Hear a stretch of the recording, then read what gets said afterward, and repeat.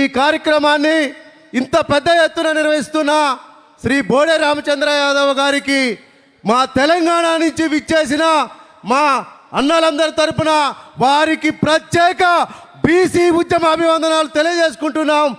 ఈ ఉద్యమానికి మేము మద్దతుగా ఉన్నామని చెప్పి ఆ రోజు ఏదైతే తెలంగాణ ఉద్యమంలో ఉరకమంటే ఉరికి, దూకమంటే దూకి, చావమంటే చచ్చి అయ్యాల తెలంగాణ కోసం కొట్లాడేవన్న త్యాగాలు మావైనాయి. అలాగే ఆంధ్రప్రదేశ్లో కూడా అదే పరిస్థితి ఉంది. అందుకే మళ్ళొక్కసారి మేము ఆ రోజు ఏదైతే త్యాగాలు చేసినామో ఆ త్యాగాలకు పునర్జన్మ ఇవ్వాలని చెప్పి ఈ గడ్డ పైన మద్దతు ఇవ్వాలని చెప్పి వచ్చినామన్నా. మేము ఒకటే చెప్తున్నాం, ఇవాళ ఆంధ్రప్రదేశ్ బడ్జెట్ 3,32 కోట్లుందన్న. తెలంగాణ బడ్జెట్ 3 లక్షల కోట్లుంది. కానీ మన బీసీలకు రావాల్సిన వాటా 50% అన్న. కానీ మనకు కేటాయిస్తుంది అంటున్నా.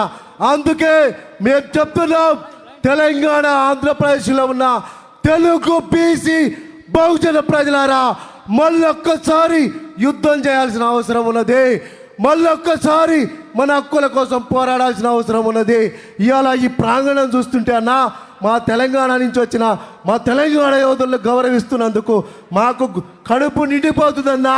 ఇవాళ సర్దార్ సర్వాయి పాపన్న అన్న 300 సంవత్సరాల క్రితం కొడితే గోల్కొండనే కొట్టాలి, గోల్కొండనే వేయాలని చెప్పి అలా సాకలి సర్వన్న, మంగలి మాసన్న, కుమ్మరి గోవిందు, జక్కుల పెరుమాళ్, పీర్ సాహెబ్ లాంటి యోధుల్ని వెంటేసుకొని బహుజన రాజ్యాన్ని తీసుకొచ్చిండన్న.